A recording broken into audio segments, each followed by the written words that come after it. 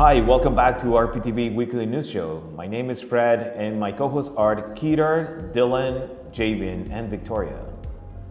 We present news that impacts on Regent Park and the surrounding areas. In this episode, we present the following news for March 14th to March 21st of 2023. February 23rd, 2023, SDP Planning Committee presents a draft conflict resolution policy. SDP Communication Working Group elects new co-chairs and plans to launch a new newsletter serving Regent Park. Community groups celebrate developers' withdrawal of appeal against the City of Toronto Affordable Housing Bylaw. TNG celebrates International Women's Day with a panel discussion. The Regent Park World Urban Pavilion welcomes Community Innovative Alliance to celebrate International Women's Day. Man taken to hospital after stabbing in Queen and Sherbourne Streets, one in custody. The Corner 240 Restore provides affordable, gently used clothes to St. Jamestown community.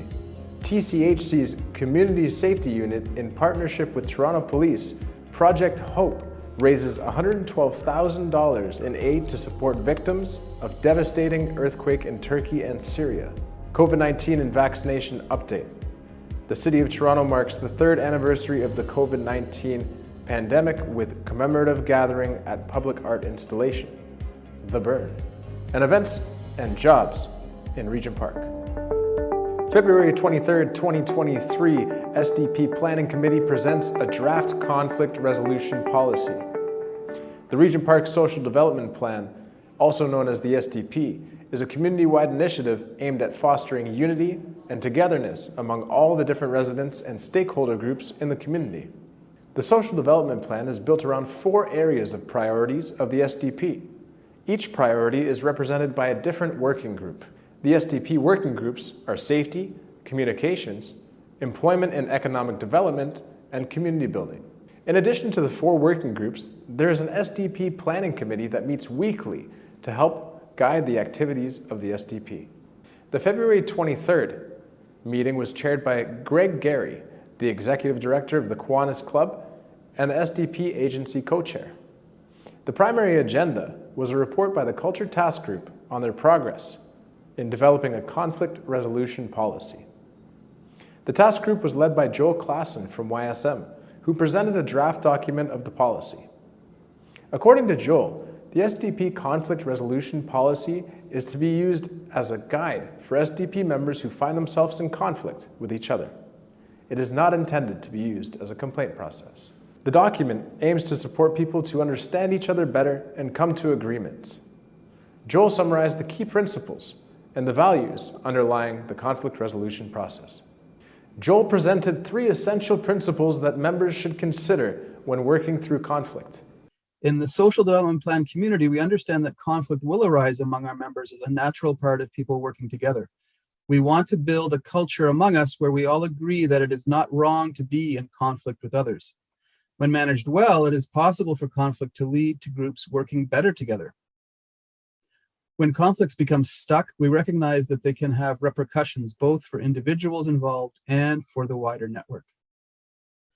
As members of the SDP network, we are committed to working together in a way that does not cause harm, brackets, to one another or to our community, end brackets. We recognize that people bring their life experiences to our work, which for many of us includes experiences of trauma. Each of us has the power to speak our truth in a way that shows care and respect for others, including respect for the many differences among us. This includes considering how our actions and words might oppress others.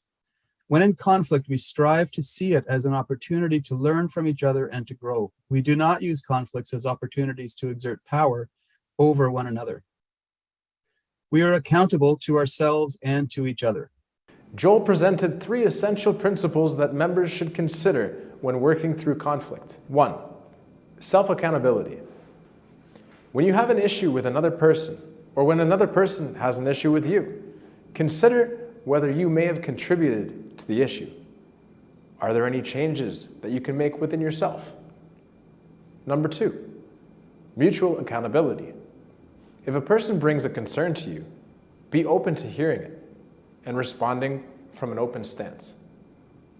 3, trust building. In situations where trust is low, look for ways to build it. One way to build trust is to address conflicts with as few people present as necessary.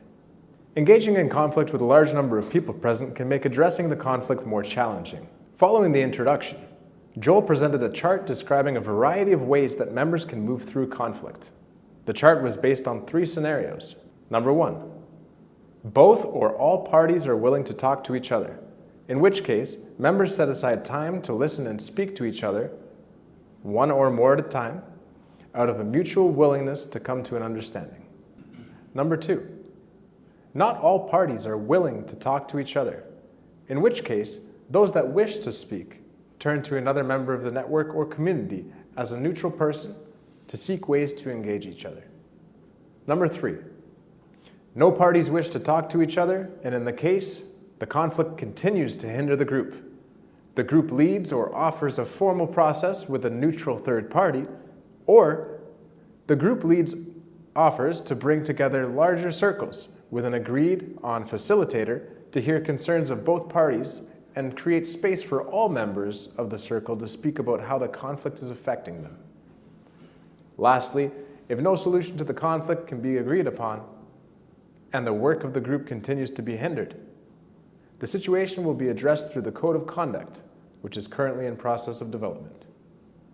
Following Joel's presentation, one of the recommendations offered was to structure an ombudsperson or conflict facilitators that can help conflicted parties work through the policy. I think it would be helpful if there's either ombudsperson or a facilitator, just in terms of helping people walk through the process. So if there's a conflict and the parties need some kind of guide to where they start from, it'd be helpful that the SDP planning committee or someone around the SDP is appointed just to help facilitate that process in terms of, okay, here's the guide, here are the steps, what would you like to do? You know, so it would be great to see someone sort of from the cultural committee committed to do that work that everybody knows about. This is a person that we should go to. The task group will continue to work on the policy and present the final draft at a future meeting. SDP Communication Working Group elects new co-chairs and plans to launch a new newsletter serving Regent Park. The SDP Communications Working Group is one of the 4 working groups of the Regent Park Social Development Plan, a community-wide initiative aimed at fostering unity among all different resident groups and stakeholders in the community. The role of the Communications Working Group is to promote the work of the SDP in the community to make information accessible to Regent Park community members. On Monday, February 27, 2023, the Communications Working Group held their first meeting of the year. The meeting was held over Zoom by Adonis Huggins, the agency representative of Focus Media Arts Center. The main item on the agenda was the elections of co-chairs. Each working group is co-chaired by an agency representative, a market resident representative, and a TCHC resident representative. The current agency co-chair for the Communications Working Group was Denise Sodian O'Leary, representing Center for Social Innovation. The current TCHC resident co-chair was Ibrahim Afra, and the current market co-chair for the Communications Working Group was Marlene DeGenova. Adonis began by informing the meeting that the terms of all the co-chairs have come to an end. After thanking each of the chairs for their work on the Communications Working Group, including Marlene, who was not present, Denise and Ibrahim was given an opportunity to say a few words. After the thanks, Denise facilitated the nominations and elections of the new chairs. Adonis Huggins of the Focus Media Arts Center was unanimously elected agency co-chair, replacing Denise. Rashida Meen was unanimously elected TCHC co-chair, replacing Ibrahim.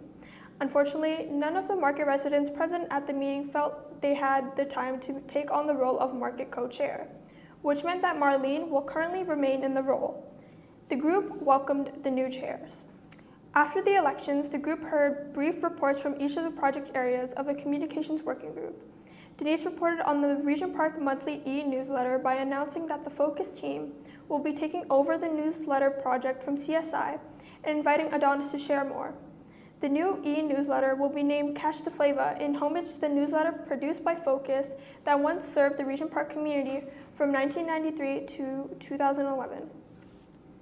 Adonis also let the group know that the newsletter will be restructured and more journalistic in nature, reflecting the reporting activities of Regent Park TV. Finally, Adonis let the group know that Focus has plans to launch a print version of the newsletter, which was also part of the working group's initial plan. Upon the release of the first issue, scheduled for mid-March, the Communications Working Group will play more of a role in providing feedback and input. One of the challenges Adonis reminded the group will be sustaining the printing costs of a monthly newsletter. Adonis will provide more information on the printing costs for the next meeting and ended the item by thanking Denise Sodian O'Leary, Maya Kurup, and Marguerite Jack for the past management of the newsletter. Adonis also reported on the status of Regent Park TV by announcing that Focus has secured a 2022 SDP grant to continue its work, employing 2 residents to work with volunteers and report on the various initiatives of the SDP and to support hybrid community meetings. Rashida Mead, the coordinator of the SDP promotions, let the group know that the year-long SDP promotions project will come to an end at the end of February, and that the Semhar, Lizette's, and her position as outreach workers will be ending. Over the past year, the SDP Promotions Project has been promoting the Hello Neighbor app and Regent Park TV and all the other initiatives of the SDP. Currently, Rashida is working on a final report of the group's activities. Ibrahim Afra reported on the status of the Hello Neighborhood app. Ibrahim let the group know that there is a separate task group that meets monthly to manage the app, consisting of representatives from YSM, the Communications Working Group, Regent Park Social, and RPNA. Currently, the task group is looking for funding to sustain the activities of the coordinator. At present, the app has over 600 subscribers. The next meeting of the SDP Communications Working Group is scheduled for Monday, March 27th from 4:30 to 6:30 p.m. Community groups celebrate developers' withdrawal of appeal against City of Toronto affordable housing bylaw. The Toronto Community Housing Benefit Network held a media conference on Tuesday, March the 14th, at Toronto City Hall to celebrate developers' withdrawal of appeal against City of Toronto affordable housing bylaw. The appeal was officially dropped on February 10, 2023. A growing number of community organizations across Toronto have successfully worked together to defend the bylaw and have publicly stated their support for the bylaw. These groups include Friends of Kensington Market, Lakeshore Affordable Housing Advocacy, Lakeshore Affordable Housing Advocacy and Action Group, Build a Better Bloor Dufferin, Regent Park Neighborhood Association, Parkdale People's Economy, Toronto Community Benefits Network, the West End Coalition for Housing Justice, Bold Coalition, and Acorn. As it relates to community groups who are celebrating the City of Toronto's affordable housing bylaw appeal, which was recently withdrawn. And so with us, we have community groups, many who are involved with the Coalition for Equitable and Inclusive Development, who will be speaking more to this significant victory, but also the importance of policies that align with that support more affordable housing, but also affordable housing that's truly affordable for people that are living in Toronto. This proves that when residents and community groups come together, we're able to stand up against special interests, developers that just wanted to profit from the housing crisis. And this also proves that the announcement that was made earlier, an ambitious goal by the Deputy Mayor of 285,000 units to be built in the City of Toronto over the next 10 years, is not possible without making sure that the policies that are in place are policies that promote affordable housing. In September of 2022, a group of developers from across Toronto filed overlapping separate appeals to block implementation of City of Toronto's new affordable housing bylaw. That established a more reasonable definition of affordability. Those developers have now all withdrawn their challenges. The appeal filed by developers including Minto, Dunbar, Greenwind, Carlisle, Metcalf, Pemberton Group, and their subsidiary companies would have required tenants living in affordable housing to pay thousands of dollars more in rent each year and still entitle the developers to incentivize and cost reduction. However, the Ontario Land Tribunal, OLT, ordered on February the 10th that the citywide bylaw be in full force and effect. This is about the city holding developers accountable so that they don't continue to cash in on incentives to provide affordable housing and then not pass that on in the form of affordable housing itself. And this is one win in a much bigger battle. This city is still in crisis. We don't know what will happen when the province's Bill 23 is implemented, as it ties affordability to market rate instead of income. So we don't know whether the province's definition will overrule the city's. This great progress that we've made, we would see that as a catastrophic step backward for the city of Toronto. Tenants and advocates continue to hope that definition of affordable that survived this OLT appeal will not be reversed by Premier Ford in the implementation of Bill 23, which includes ambiguous language that could strike down the policies protecting affordability despite the win at the tribunal. The term affordable housing was very loosey-goosey because it was affordable for who. But today we can say that 30% of our income is going to go only for a rent. So this should be for celebration. We should be here putting a flag here, even though it's invisible, but a flag of triumph, a flag where it reflects that finally justice shines. We also want to hold our government accountable. We now have nothing in the way of delivering on affordable housing. And we need those commitments from our next mayor. We have a mayoral by-election on June, so I want to remind everyone who's watching, ask the tough questions of our mayoral candidates on whether they're committed to not just making sure that housing is affordable, but making the necessary investments so that more people access a pathway to home ownership, are able to live in their communities and not feel that they're at risk of being uprooted or moved out of their community. TNG celebrates International Women's Day with panel discussion. On March 8, 2023, TNG, in partnership with Elizabeth Fry Toronto, Sherbourne Health, the St. Jamestown Community Corner, Times Change, and the Neighborhood Organization hosted a community event at the Central Neighborhood House, 349 Ontario Street, to commemorate the International Women's Day. Hello, my name is Kedar, and I'm here with RPTV News. I'm here today covering International Women's Day's event, and I have here Kaina Mendoza, Maria Clara de Sena. And I just wanted to ask you a quick question. What does International Women's Day mean to you?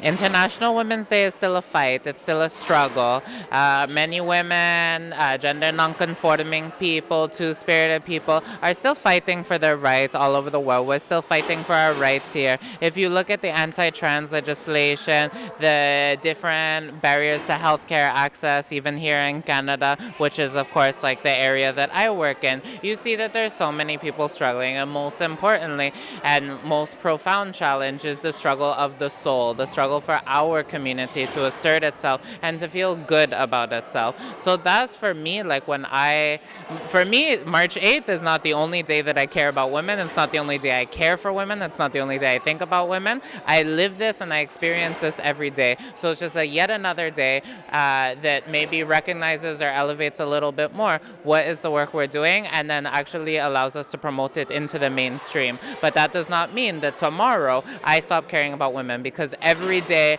I live in this gender, I live in the transition that I went through, and I'm going to keep fighting for the rights and the liberation of my community. Yeah, come to St. John Corner, ask for Kaina, because they have some program that value women and to be a part and find what they're looking for. The celebration had a panel discussion of women embracing equity through innovation in their incredible and inspiring work. The panel included Maria Clara Irby, Hashima Chopra, and moderated by Jenny Dale.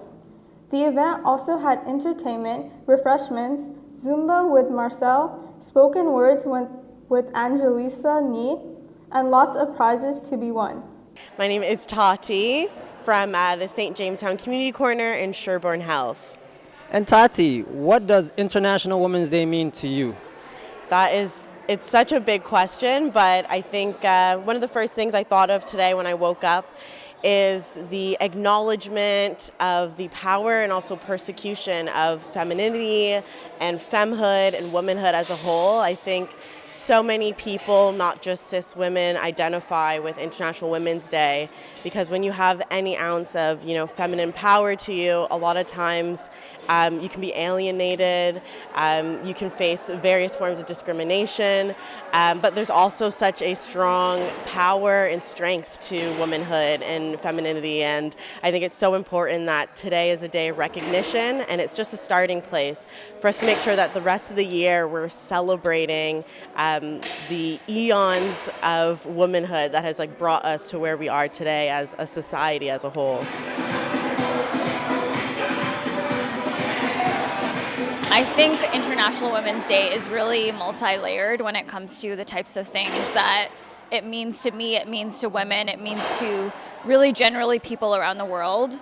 One of the things that I would really highlight is when it comes to International Women's Day, it's important to look at women's experiences of oppression, not just from the lens of gender, but also from the lens of race, ability, class, and sexuality. That's number one. Number two, with International Women's Day, it's important that it's not just a slogan or something that we celebrate today, but something that we really celebrate 364 days also throughout the year. And number three, I would really look to the women in your life, in your household, in a personal setting, but also professionally, that you can really support, uplift, and empower, and have conversations with them about what more you can do to help and support them, again, not just today, but also throughout the year. The World Urban Pavilion in Regent Park welcomes community innovative alliances to celebrate International Women's Day. The World Urban Pavilion in Regent Park was pleased to welcome community innovative alliances to celebrate International Women's Day on March 8th, 2023. A great celebration with community and public sector organizations joining us across Toronto to discuss how to leverage partnerships to achieve local change and empowering women. Community innovative alliances promote sustainable, inventive programs that improve and invest in communities. Canada Women and Urban SDGs will support the economic, political, and social empowerment of women and girls in urban areas and promote gender equality and equity as a priority for the benefit of all people. Good evening, my name is Kedar Ahmed, and I'm here at the World Urban Pavilion in Regent Park. And I have here... My name is Kedar Ahmed, which is a coincidence, our last name is Ahmed. And Ms. Ahmed, what brought you here today? So actually, I'm one of the members who actually organized this with Urban Pavilion. We partnered up and we wanted to bring International Women's Day to communities like these because I don't think it's celebrated enough and not recognized enough to the women that are in these communities who are community leaders who do extraordinary work and do a lot of community engagement. So the whole idea was to do that here and bring women from all over Toronto to kind of get together, to meet up, to empower each other, to encourage each other. So it's more of a positive vibe.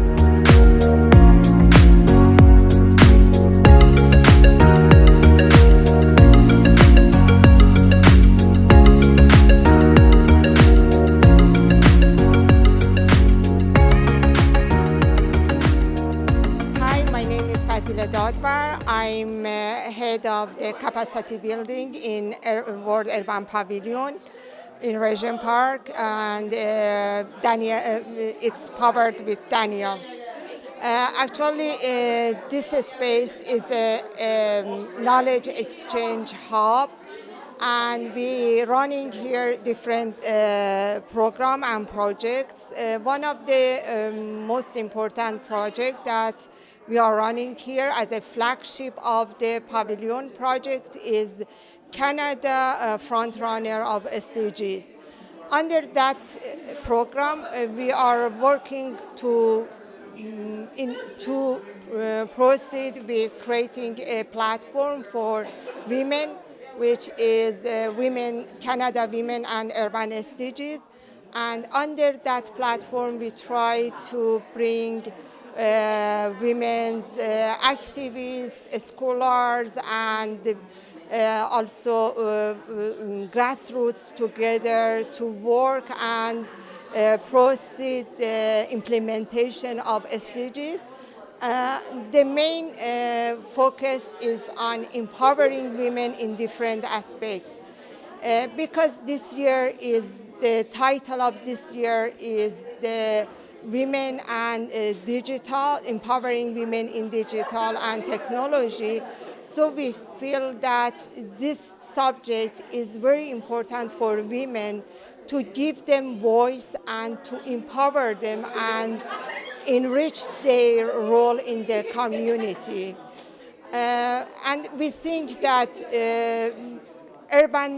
sustainable urban development cannot be happen until we include women in that program, from decision making to implementing to designing and to have the gender sensitive planning in the cities. We believe that empowering women, it means empowering the family, and it's very well connected with empowering the community and empowering the society. So it's interconnected, and it starts from women's role. So it's very important to give women more voices, specifically for women who has no voice. We need to amplify their voice and give them more power. Jacqueline Dwyer from CIA. I'm the president of the organization, and it is Community Innovative Alliances. Excellent, Jacqueline. And Jacqueline, what brought you here today to this event? Well, they say I'm a woman, I know that, but I'm here to make change, not only as a woman, but as a resident of Toronto, and not leaving our peoples behind, because that's what we see a lot of in this great metropolis. Everybody's being left behind, dropped off somewhere, and nobody's turning back to pick up anybody. So we got to change that as human beings. So one of the things we're doing today here at the World Urban Pavilion in Regent Park is to bring women together and the community together and talk about the issues and the challenges we are facing, not only as women, but people, and find strategic and collaborative ways to problem solve. Very well put. And what does today, a day like this, International Women's Day, what does that mean to you? Well, they've had this day for a long time, and we're still talking about equity, women and equity. So I don't think the day makes any difference. What makes the difference is that our decision makers, corporations, administrators start to really create equity in any space they hold for both men and women, because it takes both men and women to make this world a powerful and beautiful place. And if we keep on oppressing and suppressing women, who are the matriarchs of the planet that raise children, are partners to their husbands, building communities, teaching our children, creating spaces like this, then it's very, very sad. And we are not going to grow very far or anywhere at all for that matter. So we've got to decolonize and centralize our actions, activities, and collaborative efforts to make wherever we are on this planet a beautiful place. The Corner 240 Restore provides affordable, gently used clothes to St. Jamestown community. The Corner Restore, located at 240 Wellesley Street East, is now open every Monday from 2 p.m. to 5 p.m. to sell quality and gently used clothes at very affordable prices to the St. Jamestown community and beyond. Prices from $2 and up. Come and browse the Restore selection of great finds and hidden gems. They also have jackets and coats to keep you warm at $10 each. This is a great way to try on a new style without breaking the bank. RPTV visited the Restore to know more about this amazing initiative. So this is the Corner Restore.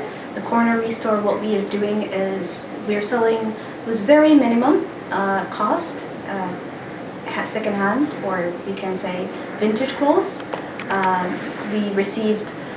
We started actually this program on October on the waste management, and that's because when we also understand the part of a lot of clients were saying to us, oh, we have a lot of clothes, we wanna, it's actually creating a lot of waste, we don't know where we give them to. And another thing also, the need of sometimes clients were coming and asking if because we're starting to do some selling for some used electronics, computer, and so on. So, or sometimes we donate to residents, part of share and reuse program that we do here at the Corner 248. So when we start to do the Corner Restore, we started on October for the waste management week as a way for us to reduce waste. And also another thing is the value of this very good clothes that could be available for in a good condition, could be available for the community. We started through our staff. Our staff and partners did donate some amount of clothes, and the program has continued because people were interested on. And we have here also Viola and Amina. We're working on this program. For pants, jacket, suits, and a sweater, a really nice sweater. So I have t-shirts, and let's have women and men like sweater. Before we just start for slowly, and now we have a lot of products. So even here is more children's stuff, and we have more baby stuff, but that's summery, so we're not gonna bring it upstairs because of the winter times. So like example, it's $2. Really, most of them all of them is a good condition, and all of them is washed. A lot of shoes, backpack, what else? A scarf. Scarves. Well, thank you very much for showing us, giving us a small tour.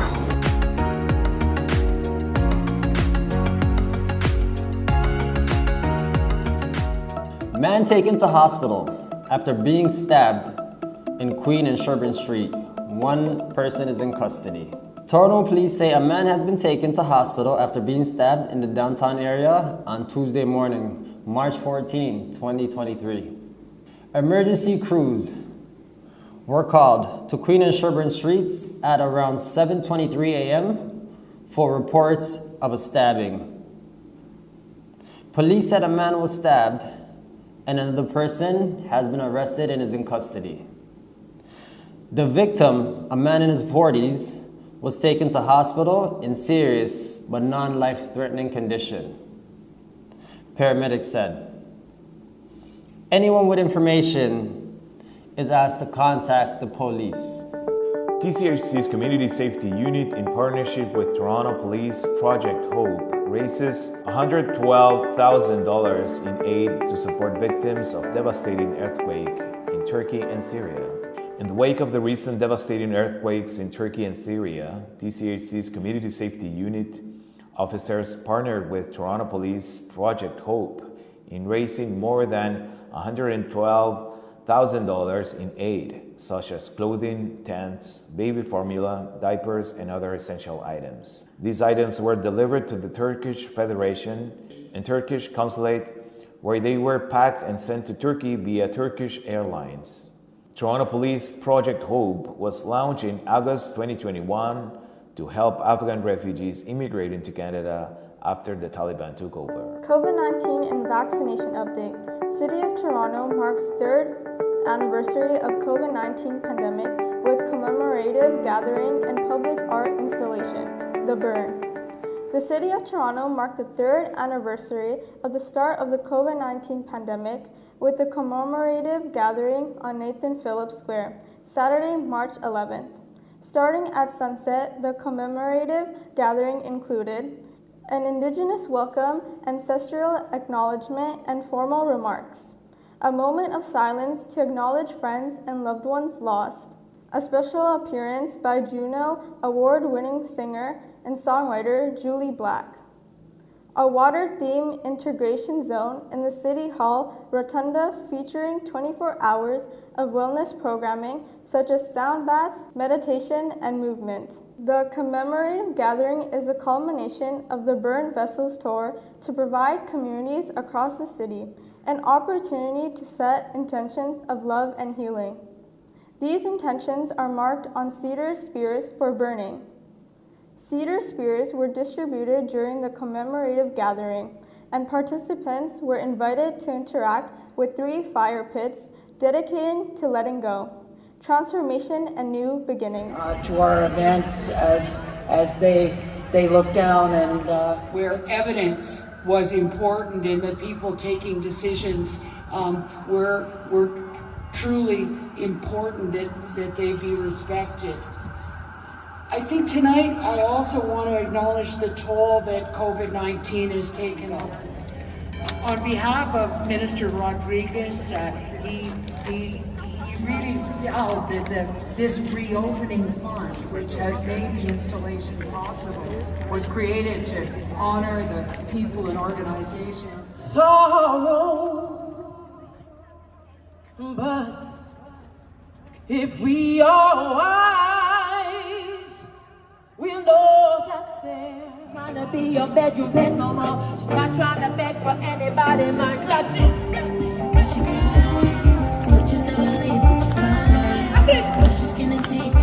Come on. She don't want you good, man. Hey!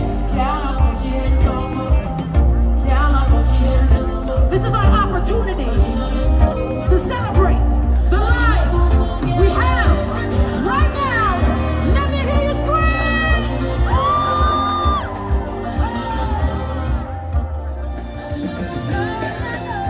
Vaccination and wellness clinics in the neighborhood. Wellness clinics at 200 Wellesley Street East, The Corner, Tuesdays from 1:30 p.m. to 7:30 p.m. and Saturdays from 10 a.m. to 4:30 p.m. Walk-ins welcome. COVID-19 and flu vaccines, cancer screenings, blood pressure and sugar cholesterol checks, mental health help and family doctor referrals. If you have questions, please call 416-347-0943. Cold, flu, COVID-19 testing and treatment clinic at 40 Oak Street, Regent Park, CHC. Every Wednesday at 3 p.m. to 6 p.m. and Thursdays from 1 p.m. to 6 p.m. Cancer screening, diabetes, BP checks, dentistry, physiotherapy, naloxone kits, blood pressure treatment, and more. Wellness Hub at 40 Oak Street, Regent Park, CHC for people with cold-like symptoms, cold, flu, and COVID testing and treatment clinics on Wednesdays from 3 to 6 p.m., Thursdays from 1 to 6 p.m., and Saturdays from 9:30 a.m. to 12:30 a.m. Appointments recommended, walk-ins accepted. Vaccine clinics at the 519. Access your COVID-19 and flu vaccines at the Low Barrier Drop-In Clinic. Come see us on the 3rd floor. First come, first served on Wednesdays from 3 to 6 p.m. Moderna and Pfizer available. 4th dose and bivalent booster available for those eligible. For more information, contact community@the519.org. And now for news, events, and grants. Join Urban Roots Youth, a free urban agricultural program for youth ages 14 to 18. Volunteer hours are provided. Ramadan Meals 2023. This initiative is to support individuals and families in the need of meals supports during the holy month of Ramadan. If you are someone in need of Ramadan meals, please contact Abdi Fattah Elmi at 647-606-9387. Healing as One at 647-393-2012. Friends of Corktown, Community Cleanup March 25th, 10 a.m., Corktown Common. Anti-Racism Action Project presents Healing with Tea, Youth Movie Night Iftar. We Are Lady Parts, March 28th, 6 p.m. to 8 p.m., Meeting Room Number 1, 3rd floor at the Daniel Spectrum Building, 585 Dundas Street East. Iftar 2023. Come join us each Wednesday from March 29th to April 19th, 6:30 to 8:30 p.m. at the Daniel Spectrum, 585 Dundas Street East. Free meals from the Regent Park Catering Collective will be provided. Community pop-up for new local park. Drop by to review draft park designs and provide feedback to the City of Toronto representatives. When? Saturday, March 25th, 2023, 11 a.m. to 3 p.m. Where? Moss Park Market, 260 Queen Street East. Green's Thumb TO is hiring an Indigenous Garden Program Coordinator to help teach children by leading and creating garden programs. For more details, check out the website. And that was all for today's show. My name is Jabin, and my co-hosts are Victoria, Dylan, Kedar, and Fred. We also like to thank our team of researchers that contributed for this week's show, and from our studios at Focus.min Art Center. Thanks for watching, and see you next week.